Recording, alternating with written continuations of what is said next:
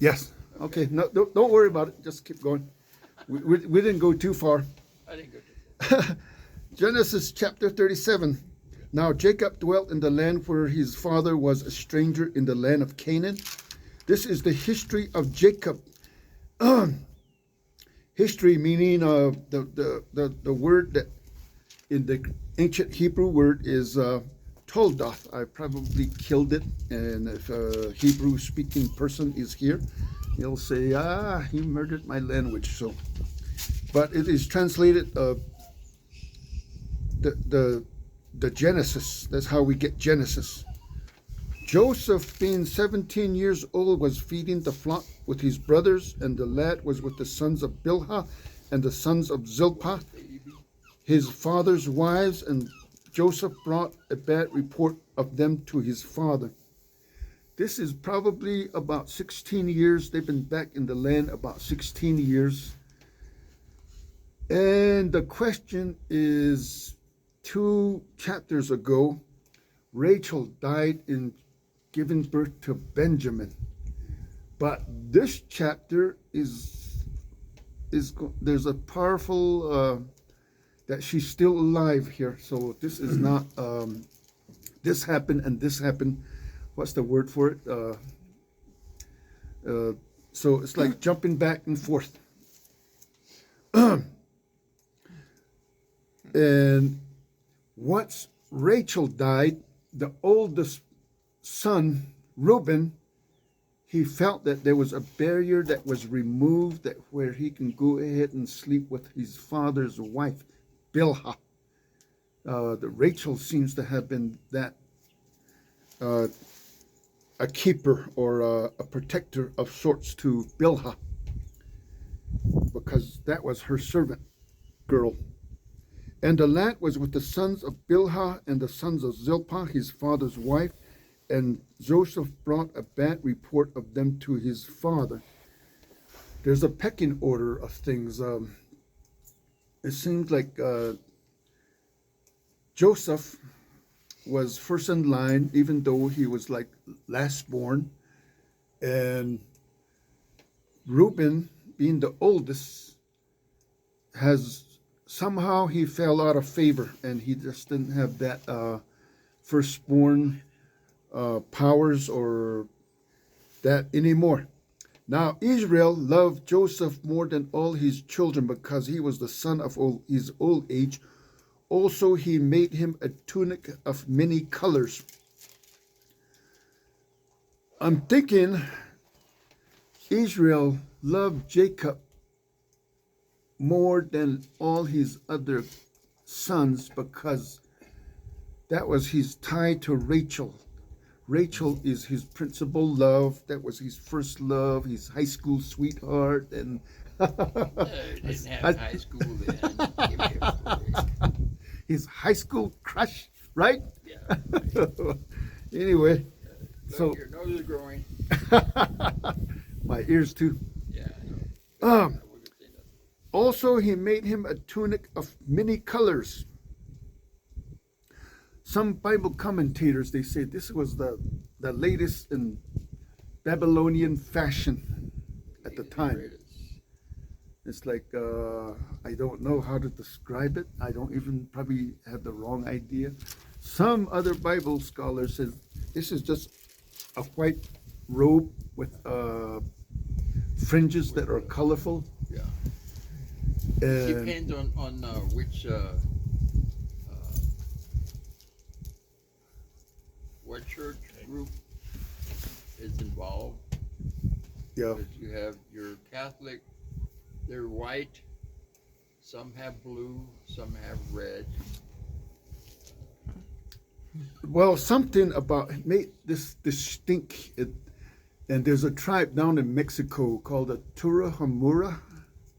They're very secretive. They don't want to be seen, but for people that don't want to be seen, they dress really colorful.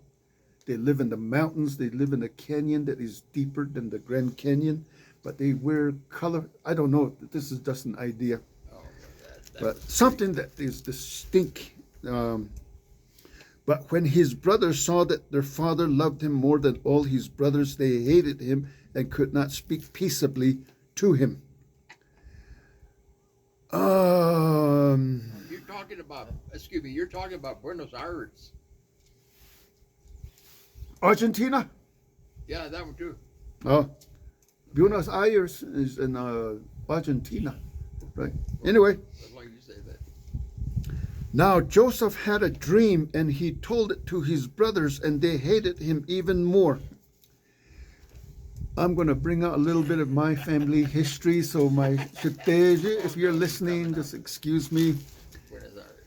My younger sister, she's like 11 years younger than me.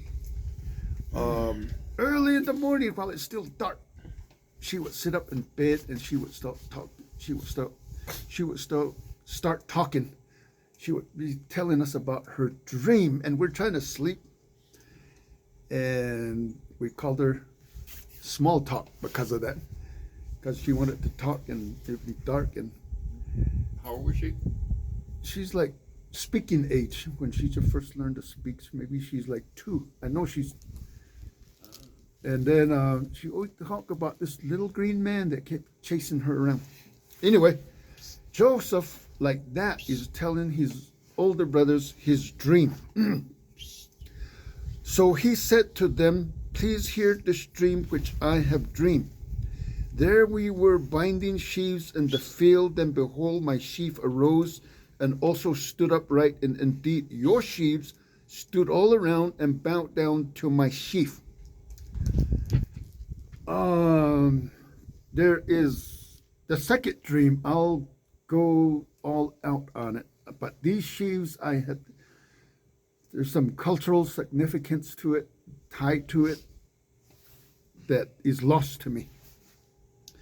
And again, in the Hebrew language, the emphatic, if you're going to emphasize something, you can't underline it, you can't highlight it, you don't put it in brackets, italicize, put it in bold print.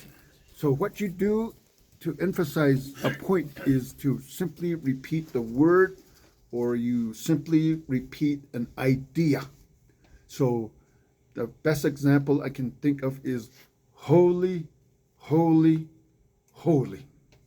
So something like that is going on right here. The brothers, they interpreted his dream in this way. "Shall you indeed reign over us, or shall you indeed have dominion over us?" So they hated him even more for his dreams and for his words. Genesis chapter 37, verse 9. Then he dreamed still another dream and told it to his brothers and said, "Look, I have dreamed another dream." He's rubbing it. He doesn't know it, but he's rubbing salt into the wound. And this time, the sun, the moon, and the 11 stars bowed down to me. If there's significance, I understand this a little bit more than back in Genesis chapter 1. And again, I left my notes here at home. Good place for it. I had so when God created the sun, moon, and stars, if you were here when I was covering that, he is establishing authority in Genesis chapter 1. He's not only the sun, the moon, and the stars, but he is establishing authority. And we're going to find later on that whenever the Bible mentions the sun, moon, and stars, that they are going to, the moon is going to turn to blood. People interpret it as here in the year 2026, we're quite literally, we forget there's poetry and signs, and every time the moon turns to blood, we think, oh, the end times, Jesus is coming soon. But then the days keep coming and we're still here. So the famous one is in apparently the moon is referring to Rachel, and the implication is she's still alive at this time. And 11 stars. Benjamin has not been born yet. And the sun obviously is referring to Jacob. From our own history, from the Navajo history, this sun, moon, and moon turning to blood, it's a sign of the end of the age, a new. So in Acts chapter 2, Peter gets up and he says, he preaches a whole sermon on it, and the crowds, they understood that as the geopolitical authorities. The Rome was getting ready to go into bad times, where even the historians of that time, they were thinking that, how is Rome going to survive all the things that were going to befall it? The whole empire was at war at the time of Jesus. Right after he died, or especially after the Jewish wars started, it was terrible times. So, in our own history, back in 1864, as Navajos, the history that we are taught is the U.S. Army came over here for no reason, beat us up, put us in Fort Sumner for 4 years. Actually, what was taking place was the whole United States was engulfed in a civil war, where there was no safe place. The North it was not so much the North against the South, it was the Republican North against the Southern Democrats. And of course, there was Southern sympathizers in the North. There were Democrats that were operating in the North. And it started in the East, and the United States Civil War went all the way to California. The whole nation was the whole continent, the continental United States was engulfed in war, and we got caught up in it. And the Navajo Nation, we were in our own civil war. It was the East against the West. The Eastern Navajos, they smell like Navajos, they talk like Navajos, but they went against Western Navajo and for slavery. So we were engulfed in our civil war when this bigger civil war engulfed us, and we were, in a sense, let's say you're in a building and it catches on fire, and the fireman says, "Fire!" And you don't move, that fireman is going to grab you and violently toss you outside. In a sense, that's what happened to us. We were taken into protective custody in Fort Defiance till there was peace that was restored. Then we were released on our own reconnaissance. The time that the older Navajos that had fresh memories of that time, when they told that story, they called it Ndahatzata, and that second term that they used was Ndahunzota, and they would go like this when they tell the story, and they would just it's like they're in deep pain. In that same time, we can say the sun was darkened, the moon turned to blood, because the geopolitical powers were shaken in our history. The same thing is going to happen in what we call the end times prophecy. It's not that sun. It's not, where's the moon? It's not that moon. It is, okay. Did I leave anything unturned? So she told it to his father and his brothers, and his father rebuked him and said to him, Jacob interpreted this dream correctly. What is this dream that you have dreamed? shall your mother, implying that Rachel's still alive at this time, and I and your brothers indeed come to bow down to earth before you? He interpreted that correctly. And his brothers envied him, but his father kept the matter in mind. Then his brothers went to feed their father's flock in Shechem. Remember about 3 chapters ago, Jacob went to Shechem, but by deceivery they killed Simeon and Levi. They killed all the men by circumcision. They killed everybody, and Her sister. yeah, to for the honor of their sister Dinah, right? And so Jacob owns this property, Shechem. Before all this thing took place, he paid the king of the place money for, and then he had that property by conquering. So I understand there was good grass there, and I don't know what about this day. So his brothers went to Shechem, and Israel said to Joseph, "Are your not brothers feeding the flock in Shechem? Come, I will send you to them." So he said to him, "Here I am." Then he said to him, "Please go and see if it is well with your brothers and well with the flocks, and bring back word to me." So he sent him out of the valley of Hebron, and he went to Shechem.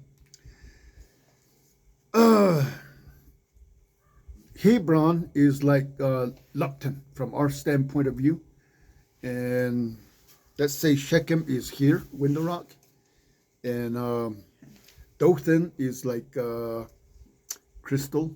The distances are not the same. It's adjusted for inflation because Shechem to Dothan's probably only like 40 miles. You know, the modern Israel is only like 40 miles long from south to north. Now, a certain man found him. I'm reading from verse 15. There he was wandering in the field, and the man asking him, saying, "What are you seeking?" He's in Shechem. He's right on the job. He's doing as his father told him. But where are they at? What do you do back then? When you're wandering around, he's looking for tracks. Where's the sheep tracks, and where's the human tracks? That's what I'm thinking. That's what my mind is coming up with. When my dad, when we were kids, when he's tracking something, he would go in circles. And that's how he tracked. That way you know which way the tracks went. So I'm thinking Joseph is doing that. So he said, "I am seeking my brothers. Please tell me where they are feeding their flocks." And the man said, "They have departed from here, for I heard them say, 'Let us go to Dothan.'" And Joseph went after his brothers and found them in Dothan. Well, I'm going to say that's like in our frame of mind, from the Navajo Nation standpoint, that's like Anath, Utah. Like he went from the southern end to the northern end. Now, when they saw him afar off, even before they came near them, they conspired against him to kill him. And they said to one another, "Look, this dreamer is coming. Come, therefore, let us now kill him and cast him into some pit, and we shall say, 'Some wild beast has devoured him.' We shall see what will become of his dreams." But Reuben heard it, and he delivered him out of their hands and said, "Let us not kill him." Before, there's 2 scenarios. Either Rachel has already died, and Reuben had already lain with his stepmom Bilhah. So in that understanding, Reuben is falling out of favor with his father. And right now he's trying to redeem himself. And it seems to them he's trying to redeem he forfeited his firstbornness, and his other brothers are filling that vacuum. For some reason, in either case, he fell out of favor. And Reuben said to them, "Shed no blood, but cast him into this pit which is in the wilderness, and do not lay a hand on him, that he might deliver him out of their hands and bring him back to his father." So it came to pass when Joseph had come to his brothers that they stripped Joseph of his tunic, the tunic of many colors that was on him. And they took him and cast him into a pit, and the pit was empty. There was no water in it. This pit reminds me of the women at the well that came to the well. I understand she was the first apostle. The early Christians, they considered her the first apostles. And during that time, the Romans games, the gladiator games was going on. And I understand she fought in those stadiums because of her faith. Some church traditions, they called her, they gave her a name, the Bright One, Photine. That was her name. And I understand she died in a pit, in a well, in a dry well. My mind just trying to connect those dots. And my mind is even going on to say maybe it's that same well. I don't know. My mind is weird in that way. It could be in the same well, the drain that's like 1,700 years later. And they sat down to a meal, KFC, pass me that chicken, pass me that corn on the cob. And No, there were churches. churches? Oh, churches. Yeah. Then they lifted their eyes and looked, and there was a company of Ishmaelites coming from Gilead with their camels bearing spices, balm, and myrrh on their way to carry them down to Egypt. There you go. I understand most some of the Bible commentators that I read that says that from the time that Ishmael lived to this time is about 200 years already. And in that time, how many kids can you have? Remember, Ishmael had 12 sons. So how many kids by this time? Great grandkids. So at this time, they're like established as a tiny tribe and distinguishable. And so Judah said to his brothers, "What profit is there if we kill our brother and conceal his son?" Who's the man that who painted the Last Supper? Van Gogh? I don't remember. Van Gogh. I understand he painted.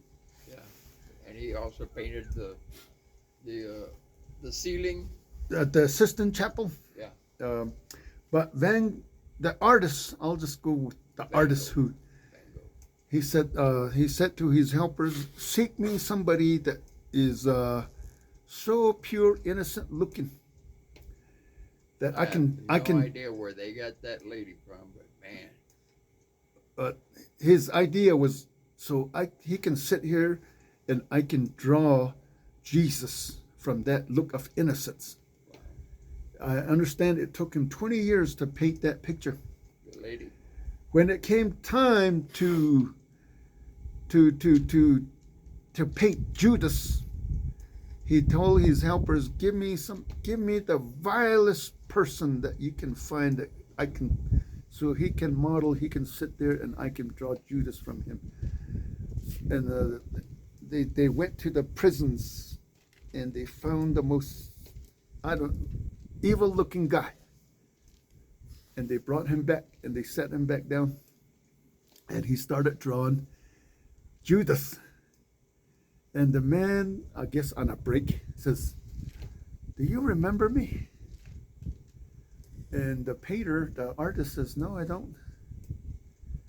I was the model when you were painting Jesus 20 years ago.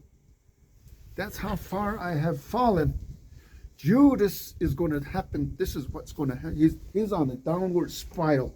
Next week, we're going to dissect his life exactly. He's on that downward spiral. Jesus is, this is the tribe that Jesus is coming from, okay? So it's ugliness. We're gonna go to the, what's that? The good, the bad, and the ugly. And verse 27, "Come and let us sell him to the Ishmaelites, and not let our hand be upon him, for he is our brother and our flesh, and his brothers listen."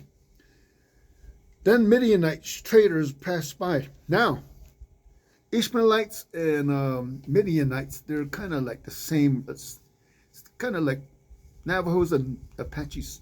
That similarity, a little bit different, but when an Apache person is speaking, I can pick up their words. They speak at a faster rate, and they cut their words a little bit. So if I was reading from the Apache Bible, I could be faster than the Spanish. Okay. So the brothers pulled Joseph up and lifted him out of the pit and sold him to the Ishmaelite for 20 shekels of silver, and they took Joseph to Egypt. I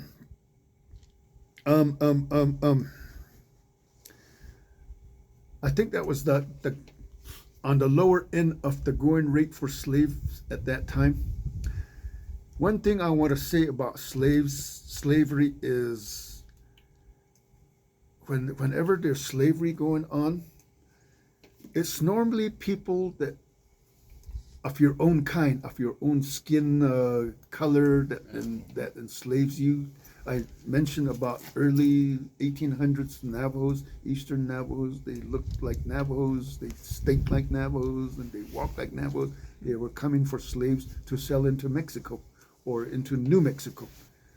And the African slave trade, the Africans, they fought among themselves, and they took other slaves, and which they sold to where they come here. So right here, that's what's going on right here. The likeness of them. Even his own brothers sold him to their cousins, and they sold him into slavery. So in my own family history, where my father was born, it's a farm, it's a field, a cornfield, and they call it Hódeeyáadaa. I understand. To this day, you can still see it. That we had a Ute slave, Nahokos Oliendich, and his name was Nahokos. He's the one that cleared that field, and that's where my dad was born. So, up to probably the 1920s, my family, we had a slave that was Ute. So that's a skeleton in my family closet. So I can't point the finger at you slave keepers, and when You could, but they go do any good. yeah, that's right. Yeah. Then Reuben returned to the pit, and indeed Joseph was not in the pit, and he tore his clothes.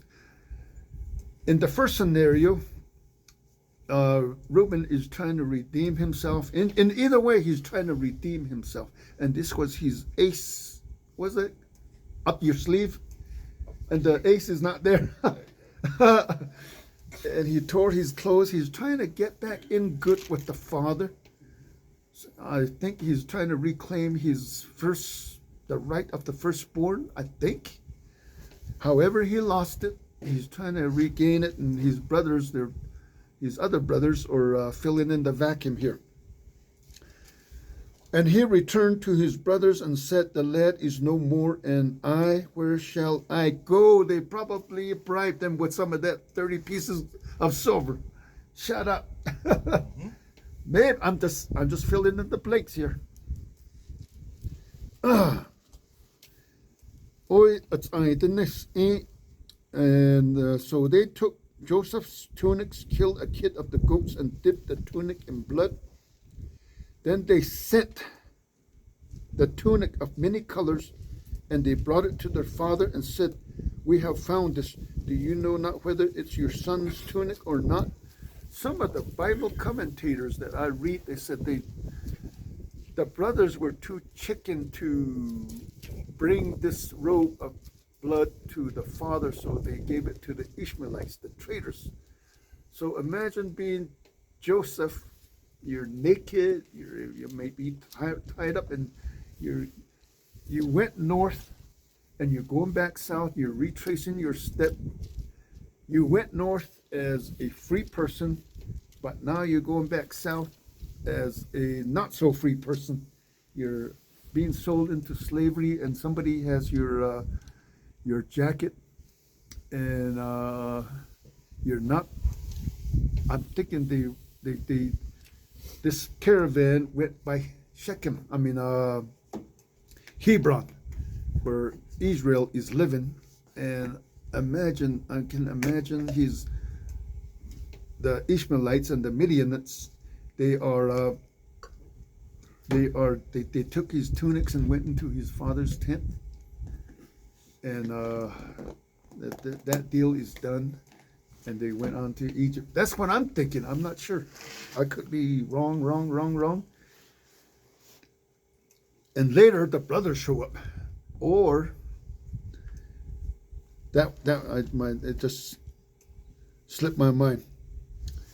And he recognized it and said, "It is my son's tunic. A wild beast has devoured him. Without doubt, Joseph is torn to pieces."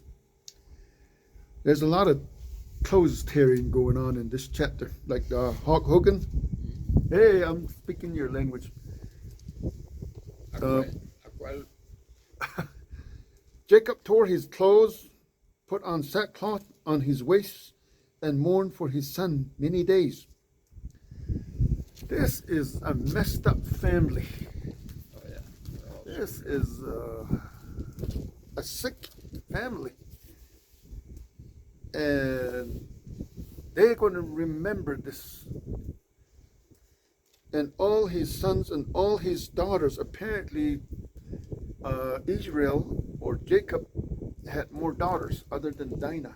But maybe that we're not told about, that were not written about us, arose to comfort him. But he refused to be comforted. And he said, "For I shall go down into the grave to my son in mourning." Thus his father wept for him.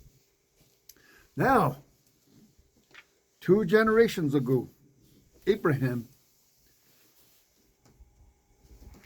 he went after Lot with 300 trained men, and he held the first nighttime operation, and he beat up a bigger army, a huge army. Jacob possibly had that capability. He could have, "Let's go get my son back." He could have done that, but the brothers, there's a cover-up here. And I'm pretty sure there's a lot of cover-ups in Washington, D.C., and I'm pretty sure there's a lot of cover-ups here.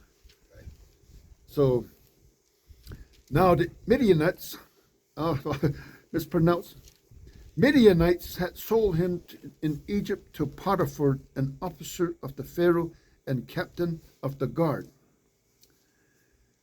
So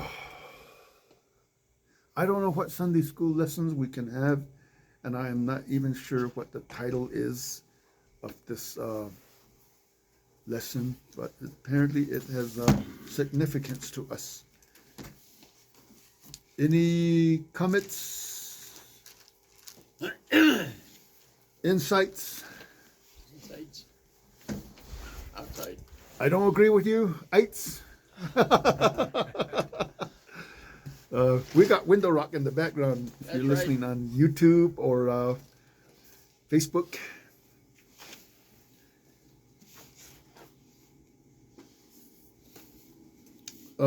tragedy can strike at any time,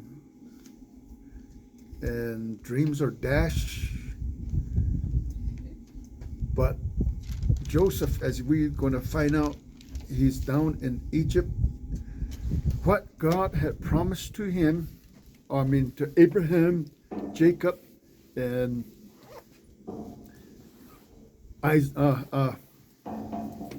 what's the middle father's name? Isaac. Okay, my mind is slipping here. Yeah. Okay. Whatever he promised to him, he is going to go down into Egypt with all those promises and like tenfold. Yeah. And the message next week is going to be wherever we are as Christians, those promises, we can partake of it, and those blessings that God pronounced, that spills over. So wherever I work, I better be a blessing where I'm working, and wherever I'm living, I better be a blessing. That blessing spills over. Whatever I touch should and ought to turn to gold. So we have Easter coming up, so join us at Mary's Hill, and I'll post it on Facebook as well. And my puppy Reese is here, so he is enjoying being outside. And until next time, next Sunday.